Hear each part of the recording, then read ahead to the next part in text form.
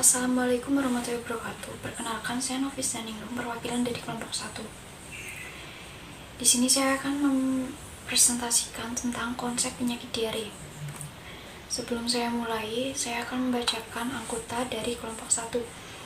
Yang pertama ada saya, Nofis Daningrum. Yang kedua ada Lintang Lila. Yang ketiga ada Alvin Maulana. Yang keempat ada Ima Dwi Prihatini. Yang kelima ada Indi Ilmiati. Yang keenam ada Okhli Satun Hasana. Yang ketujuh ada Mifna Tri Oktaviani. Yang kedelapan ada Rizky Endah. Yang kesembilan ada Saila Zivana. Berikut pengertian atau definisi dari diare. Diare adalah kondisi di mana terjadi frekuensi defekasi yang tidak biasa atau lebih dari 3 kali sehari. Juga perubahan dalam jumlah dan konsistensi atau feses cair. Hal ini biasanya berkaitan dengan dorongan rasa tak nyaman pada area perineal. Inkontinensia atau kombinasi dari faktor ini. 3 faktor ini yang menentukan keparahannya yaitu sekresi intestinal, perubahan penyerapan mukosa, dan peningkatan mortalitas. Diare dapat dibedakan menjadi 2, ada akut dan kronis. Diare diklasifikasikan sebagai tinggi volume, rendah volume, sekresi ostomik atau campuran. Diare dapat disebabkan oleh pengobatan tertentu, pemberian makan melalui selang, kelainan metabolik dan endokrin, serta infeksi virus atau bakteri. Selanjutnya ada etiologi atau penyebab diare. Menurut Kemenkes RI 2010, penyebab diare secara klinis dapat dikelompokkan menjadi 6 golongan, yaitu infeksi disebabkan oleh bakteri, virus, atau infestasi parasit, malabsorpsi, alergi, keracunan, imunodefisiensi, dan sebab-sebab lainnya. Etiologi terdiri dari 2 infeksi, yaitu penyebabnya yang pertama diare afeksi dan yang kedua diare non-afeksi. Berikut tanda dan gejala atau manifestasi klinis, yaitu peningkatan frekuensi dan kandungan cairan dalam feses, kram abdomen, distensi, bising usus, borborigmus, anoreksia, dan rasa haus. Kontraksi spasmodik yang sakit dari anus dan mengejan tak efektif atau tanesmus mungkin terjadi setiap kali defekasi. Selanjutnya, sifat dan awitannya dapat eksplosif dan bertahap. Gejala yang berkaitan adalah dehidrasi dan kelemahan. Feses yang banyak mengandung air menandakan penyakit usus halus.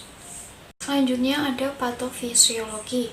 Diare dapat disebabkan oleh beberapa penyakit antara lain diare sekretorik, diare osmotik, malabsorpsi asam empedu dan lemak, defek sistem pertukaran anion, diare inflamasi, diare infeksi. Berikutnya ada komplikasi pada diare. Yang pertama ada dehidrasi, yang kedua renjatan hipovolemik, yang ketiga hipokalemia atau gejala meteorismus, hipotoni otot, lemah, baradikardia. Yang keempat ada hipoglikemia. Yang kelima ada introtransisi sekunder akibat kerusakan film mukosa usus dan defisiensi enzim laktase. Yang keenam, kejang terjadi pada dehidrasi hipertonik.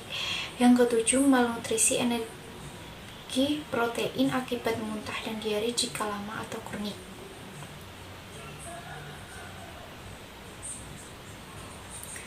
Berikut tindakan medis terbagi menjadi 2, yaitu farmakologi dan non-farmakologi.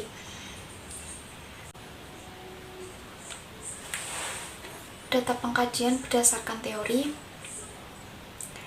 Yang pertama ada tanpa dehidrasi dan yang kedua dehidrasi ringan atau sedang.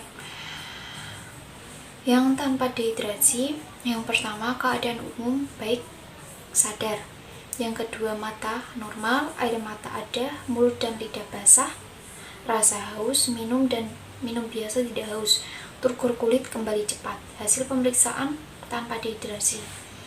Untuk yang dehidrasi ringan, yang pertama keadaan umum gelisah atau rewel, mata cekung, air mata tidak ada. Mulut dan lidah kering, rasa haus, ingin minum banyak. Untuk turgor kulit kembali lambat, hasil pemeriksaan dehidrasi ringan atau sedang. Selanjutnya, intervensi keperawatan berdasarkan diagnosa yang ditetapkan. Diare berhubungan dengan parasit, psikologis, proses infeksi, inflamasi, iritasi, malabsorpsi.